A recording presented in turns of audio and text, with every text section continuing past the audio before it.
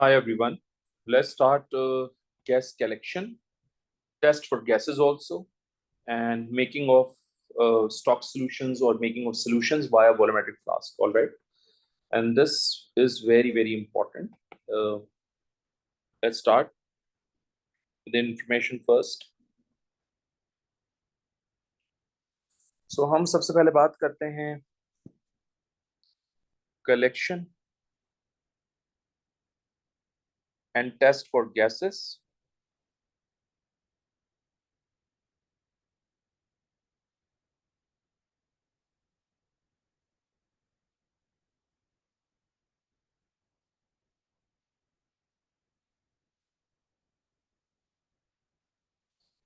इससे पहले कि हम कलेक्शन और टेस्ट फॉर गैसेस की बात करें, एक बहुत ही इंपॉर्टेंट पॉइंट आपके साथ शेयर कर लेते हैं। इस स्टेज के ऊपर आपको एयर का एमआर मालूम होना चाहिए। सम बुक सेज 29 और some book says 30। Alright, so I will go with 30।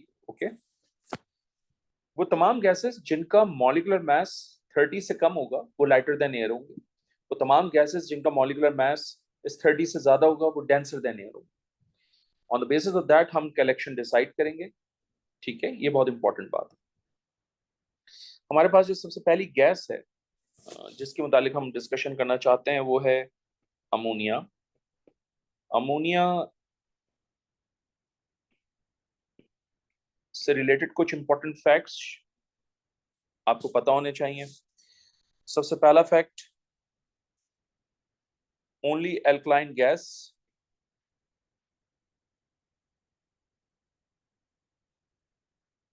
Second fact,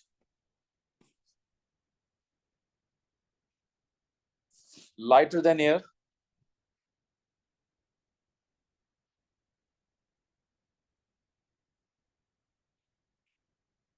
क्योंकि इसका एमआर 17 होता है।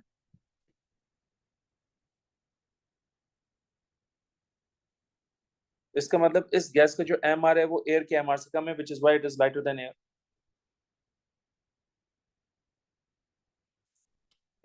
ये गैस कलरलेस होती है।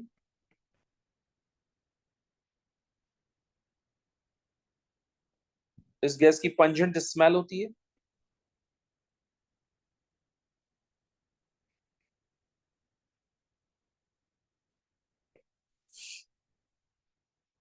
सॉल्युबल इन वाटर होती है।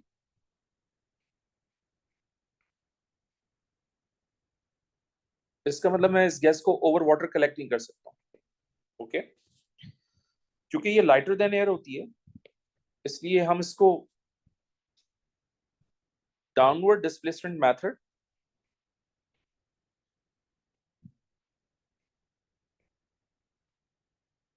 या अपवर्ड डिलीवरी मेथड के थ्रू कलेक्ट कर सकते हैं। डाउनवर्ड डिस्प्लेसमेंट मेथड का मतलब क्या होता है, इसको भी देख लीजिए। इसका मतलब ये होता है कि गैस जार जो है वो इन्वर्टेड है, या मेजिंग सिलेंडर इन्वर्टेड है। This is called downward displacement method.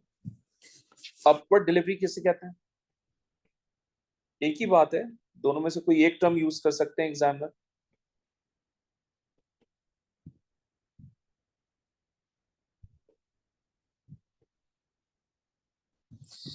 Upward delivery method का मतलब है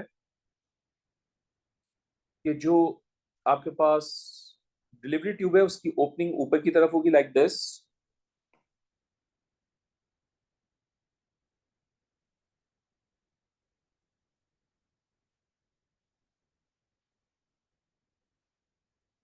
राइट, ये मतलब होता है। और जाहिर सी बात है ये लाइटर देन एयर है ना, सो जाहिर सी बात है ये गैस यहीं पर रहेगी। इसका मतलब ये गैस डिफ्यूज होकर यहाँ पर नहीं आ सकती। ठीक है, और अगर आप इसको कलेक्ट करना चाहते हैं तो आप यहाँ से इसको बंद भी कर सकते हैं, यार कोई इशू थोड़ी है। कॉर्क लगा दीजिए, बंद हो जाएगा। बहरहाल इसका टेस्ट भी बहुत इंपॉर्टेंट है क्योंकि ये सिर्फ अल्कलाइन गैस है, which is why it turns damp red litmus paper into blue.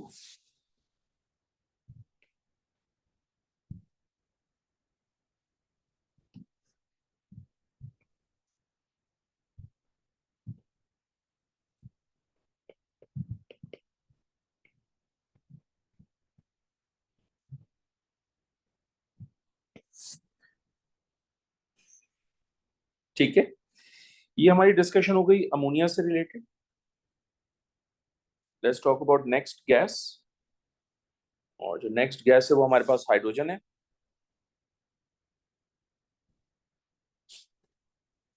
इस डायग्राम को हम कॉपी कर लेते हैं, ये हाइड्रोजन के लिए भी यूज हो जाएगी डायग्राम।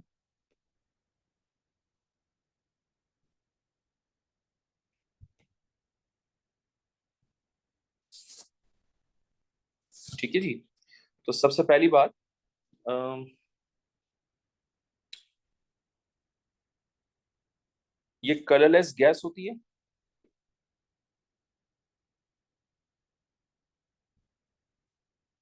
ओडरलेस गैस होती है,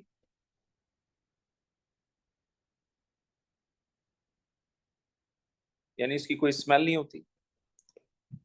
लाइटर देन एयर होती है,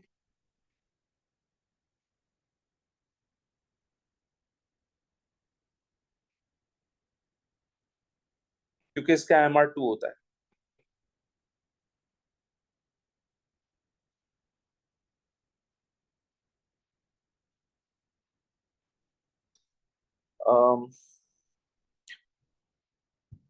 डाउनवर्ड डिस्प्लेसमेंट मेथड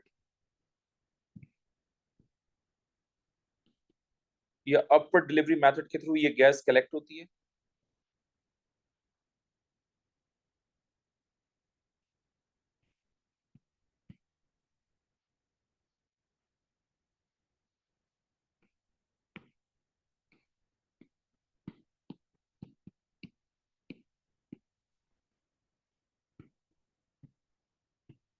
इसका मतलब इसकी जो डायग्राम है वो एग्जैक्टली अमोनिया जैसी बनेगी, like this. Alright.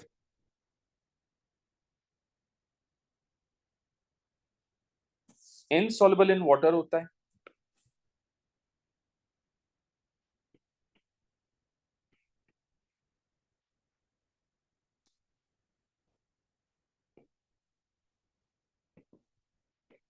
Neutral gas होती है ये।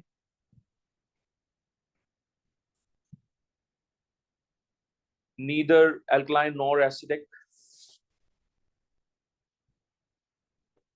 सो लिटमस के ऊपर कोई इम्पैक्ट नहीं होगा, कोई इफेक्ट नहीं होगा।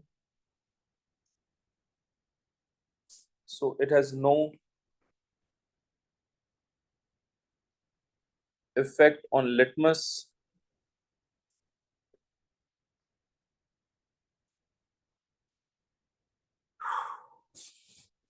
इसका टेस्ट, बहरहाल आप पढ़ते हुए आ रहे हैं 9th स्टैंडर्ड से, टेस्ट है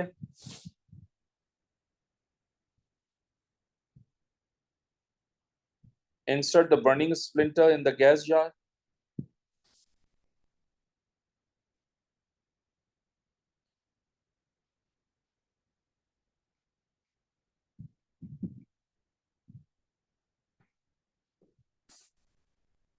observation, burns with a pop sound।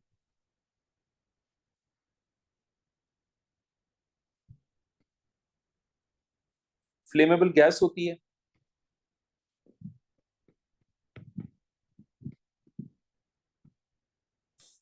ये याद रखिएगा, ठीक है। Let's move on to the next. Next is chlorine.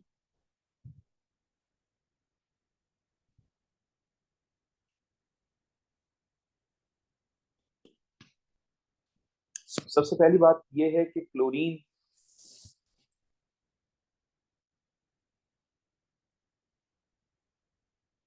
Yellow green colour की होती है, मतलब कलरलेस नहीं होती। It has yellow green colour.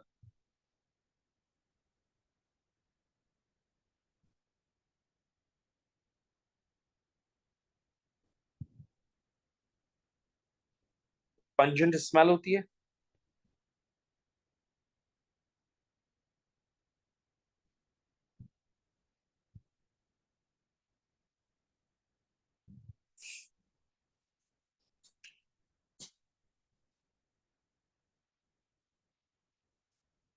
Denser then air होती है।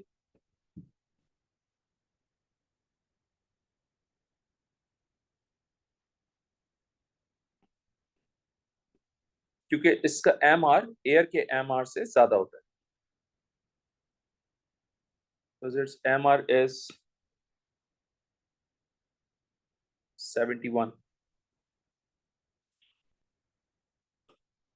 जिस गैस का मास एयर के एमआर से ज्यादा वो डेंसर देन एयर होती है, और जो डेंसर देन एयर होती है वो अपवर्ड डिस्प्लेसमेंट मेथड या फिर डाउनवर्ड डिलीवरी मेथड के थ्रू कलेक्ट होती है.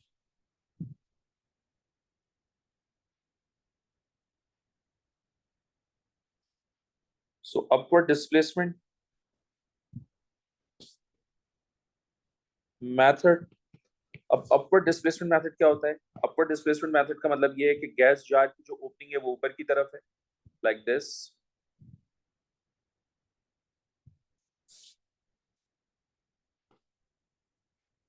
और डाउनवर्ड डिलीवरी का मतलब क्या होता है?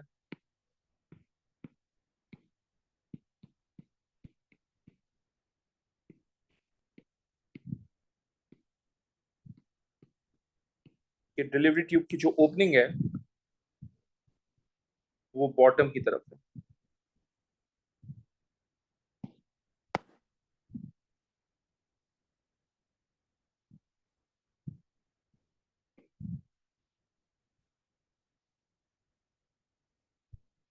Okay, like this. ठीक है. ये सॉल्युबल इन वाटर होता है.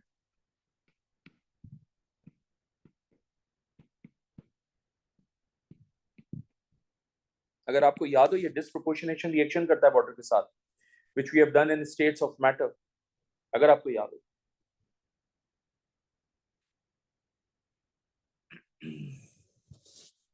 आपको ये भी याद होना चाहिए कि क्लोरीन जो है वो ऑक्सीडाइजिंग एजेंट होता है, right? Which is why it bleaches damp blue litmus paper. ये इसका टेस्ट हो जाएगा. bleaches damp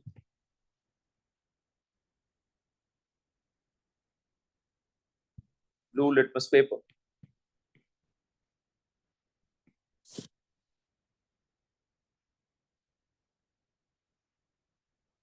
जनाब ये क्लोरीन से रिलेटेड डिस्कशन हो गई. Now the next is fourth one, sulfur dioxide.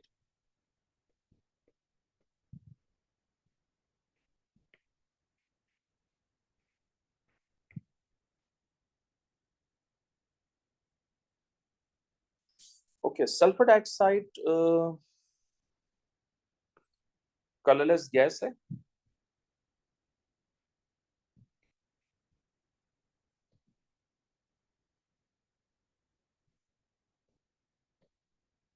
Pungent smell है.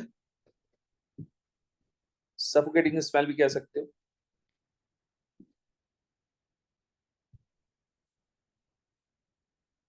Pungent and suffocating smell. ये सॉल्युबल इन वाटर है.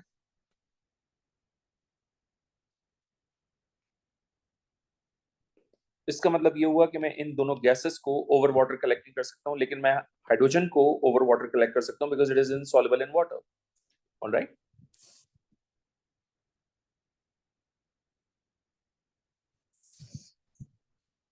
डेंसर देन एयर है.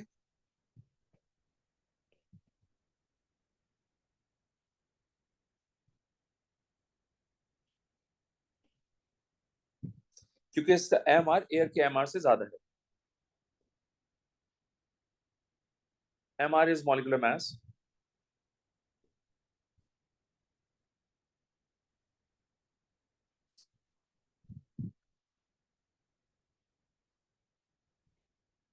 एंड ऑब्वियसली जो डायग्राम है मेथड ऑफ कलेक्शन की, which is upper displacement and downward delivery, तो exactly chlorine जैसा ही होगा. So let me make this diagram here. Okay. So method of collection, upward displacement,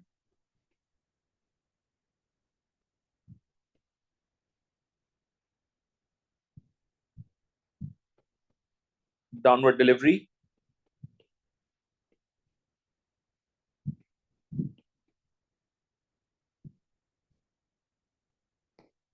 याद रखना कि ये एसिडिक गैस है।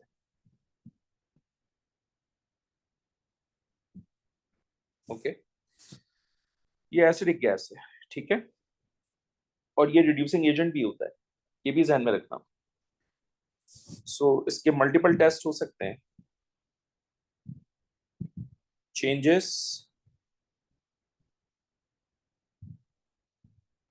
damp blue litmus paper,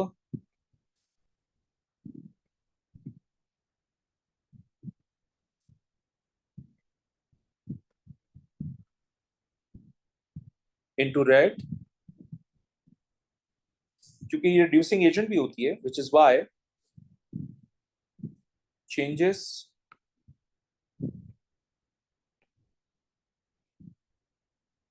potassium dichromate 6, जिसका formula होता है K2Cr2O7 from orange to green.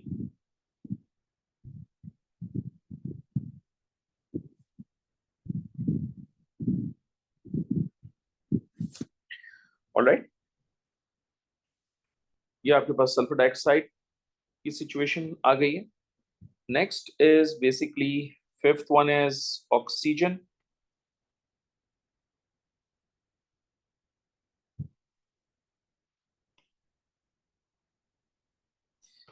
Oxygen एक कलरलेस गैस है, एक ओडरलेस गैस है, एक न्यूट्रल गैस है।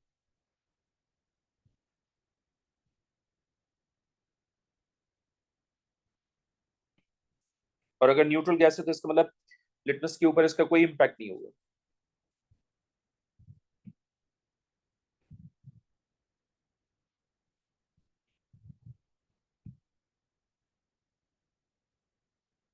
न्यूट्रल गैस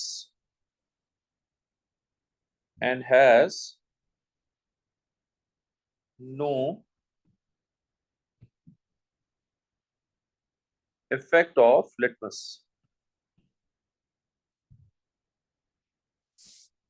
Next is ये partially soluble in water है, very partially soluble in water, very partially soluble in water.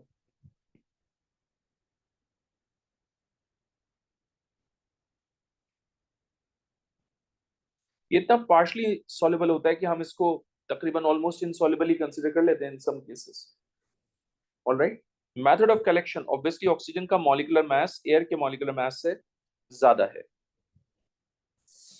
so upward displacement method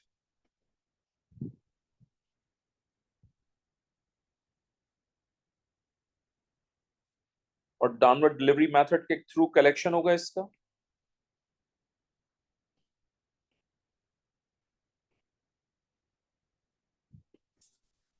और उसकी वजह यह है कि डेंसर देन एयर है,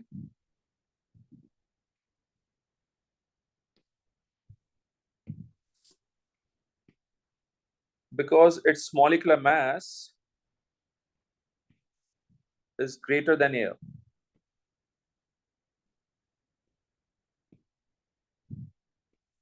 So method of collection obviously इसका भी सल्फर डाइऑक्साइड जैसा ही होगा, like this. टेस्ट की बात कर लेते हैं।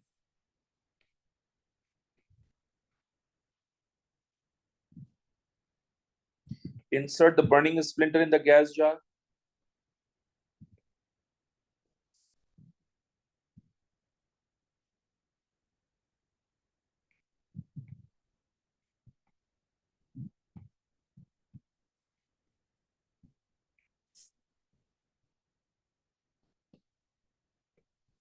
Observation है, relights a glowing splinter.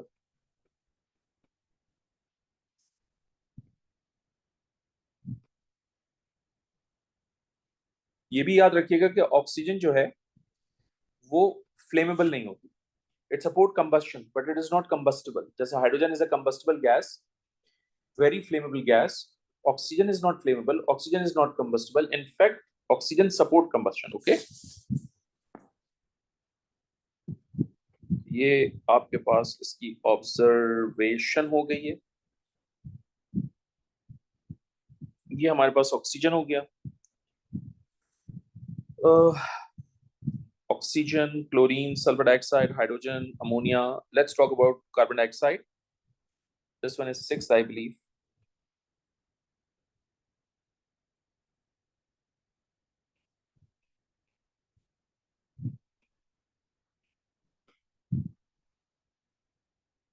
ठीक है।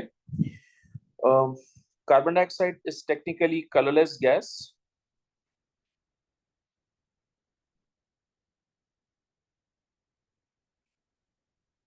Obviously odorless gas।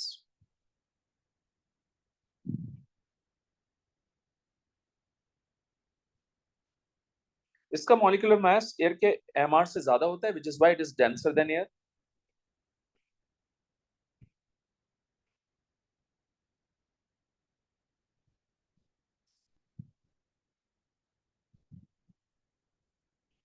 Because its molecular mass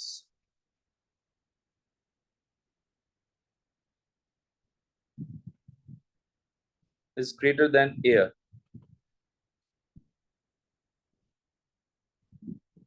is greater than the mr of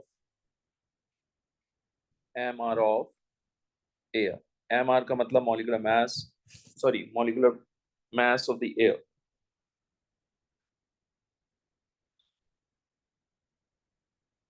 It is soluble in water।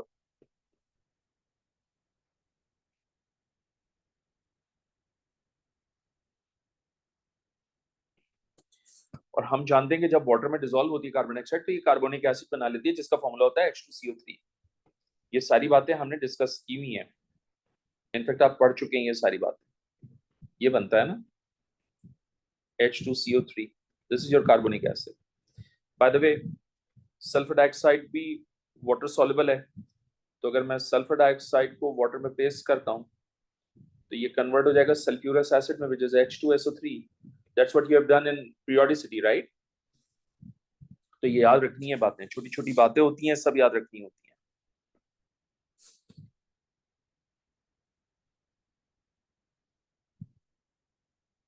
Carbon dioxide is basically an acidic gas.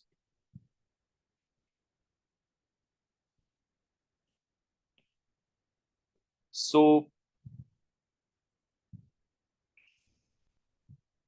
अगर ये एसिडिक गैस है तो इसका मतलब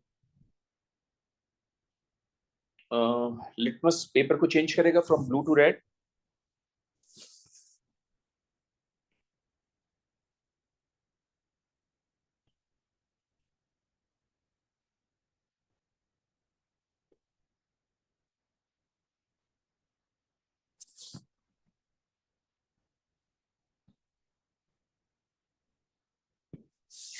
एक और भी है, अगर मैं इस गैस को लाइम वाटर से पास करूंगा या बबल करूंगा लाइम वाटर के अंदर तो lime water turns milky. So pass the gas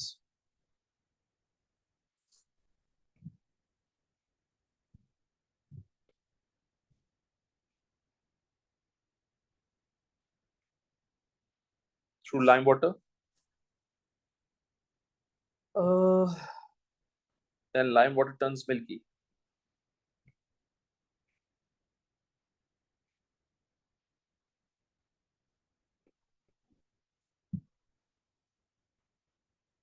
okay okay? इससे रिलेटेड एक इक्वेशन भी पता होनी चाहिए। ये है आपका lime water which is calcium hydroxide. आप इसमें कार्बन डाइऑक्साइड गैस को इंट्रोड्यूस कर रहे हैं तो it turns into milky which is calcium carbonate and water. सही है, ये भी याद रखिएगा। हम इससे भी आगे जा सकते हैं, अगर मैं कंटिन्यूस इसके अंदर बबलिंग करूं कार्बन डाइऑक्साइड की तो फिर ये कैल्शियम हाइड्रोजन कार्बोनेट में कन्वर्ट हो जाता है and it turns into colourless always. ठीक है, लेकिन एग्जामिनर यहाँ तक जाएगा नहीं आपके साथ इंशाल्लाह ताला। मेथड ऑफ कलेक्शन ऑब्वियसली हमारा इंपॉर्टेंट है यहाँ पर। अपवर्ड डिस्प्लेसमेंट है हमारे पास क्योंकि डेंसर देन एयर है।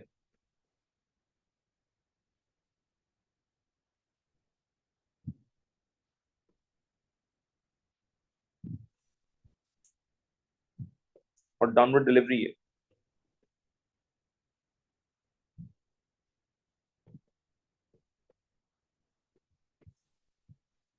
ऑब्वियसली इससे रिलेटेड हम डायग्राम कुछ इस तरह से बना के देंगे, ठीक है। अच्छा, अब दो तीन चीजें हैं यहाँ पर। पहली तो बात ये है कि देखिए, ये तकरीबन ऑलमोस्ट तमाम गैसेस मैंने कंसिडर किए हैं, लेकिन मैं यहाँ पर एक छोटा सा नोट शेयर कर रहा हूँ। उस नोट में कुछ बातें आपके साथ शेयर कर लेते हैं। ये सारी बातें भी काम आती हैं, ठीक है। हमारे पास एसिडिक गैसेस कौन कौन सी हैं, ये हमें पता होना चाहिए। हमारे पास कार्बन डाइऑक्साइड जो है वो एसिडिक गैस है। हमारे पास सल्फर डाइऑक्साइड भी एसिडिक गैस है। हमारे पास नाइट्रोजन डाइऑक्साइड भी एसिडिक गैस है, ठीक है। So these are the acidic gases. तो जितनी भी एसिडिक गैसेस होती हैं वो सब एल्कली में एब्जॉर्ब हो जाती हैं, ठीक, याद रखिएगा। हमारे पास एल्कलाइन गैस कौन कौन सी है? हमारे पास एल्कलाइन गैस तो मेरे ख्याल से सिर्फ एक अमोनिया ही है। तो जितनी एल्कलाइन गैसेस हैं वो सब एसिड में एब्जॉर्ब हो जाती हैं, ये भी याद रखिएगा। हमारे पास न्यूट्रल गैसेस कौन कौन सी हैं जिनके ऊपर लिटमस का कोई इम्पैक्ट नहीं होता? हमारे पास मीथेन है जिसके जो न्यूट्रल है, जिसके ऊपर कोई लिटमस का टेस्ट नहीं होता, इम्पैक्ट नहीं होता। हाइड्रोजन के ऊपर नहीं होता, ऑक्सीजन के ऊपर नहीं होता, डाई नाइट्रोजन ऑक्साइड के ऊपर यानी N2O गैस है, इसके ऊपर भी लिटमस का कोई इम्पैक्ट नहीं होता, ठीक है। ये सारी न्यूट्रल गैसेस हैं। तो यहाँ से हम कुछ पॉइंट्स कंक्लूड कर लेते हैं। पहला पॉइंट हमारे पास ये है कि all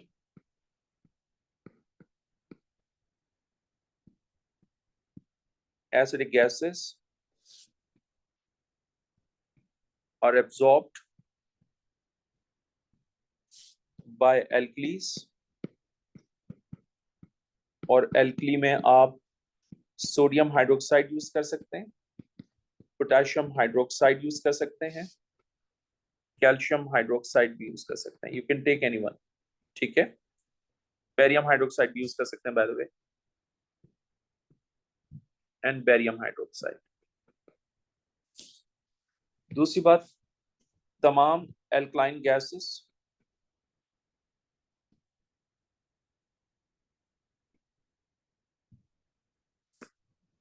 are absorbed by acids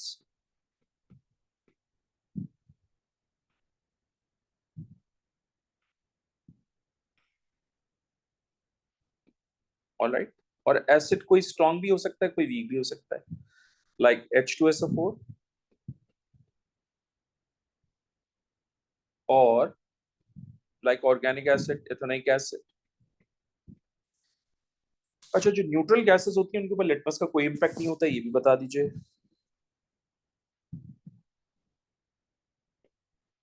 neutral gases has no effect on litmus।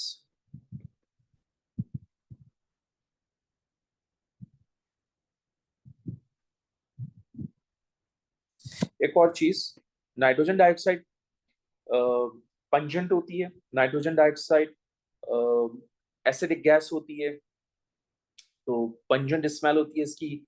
ये डार्क ब्राउन कलर की होती है, ठीक है, ये याद रखिएगा। ये छोटी छोटी ऑब्जर्वेशंस हैं जो कि बहुत मैटर करती हैं हमारे लिए। तो ये हमने गैसेस और उनसे जो कलेक्शन है और उनके जो टेस्ट हैं उससे रिलेटेड बात कर लिए, लेकिन ये बहुत इंपॉर्टेंट एस्पेक्ट्स हैं। This entire chart is very very important. ये बहुत ज्यादा यूज होता है पेपर में, क्वेश्चंस में, ये याद होना चाहिए।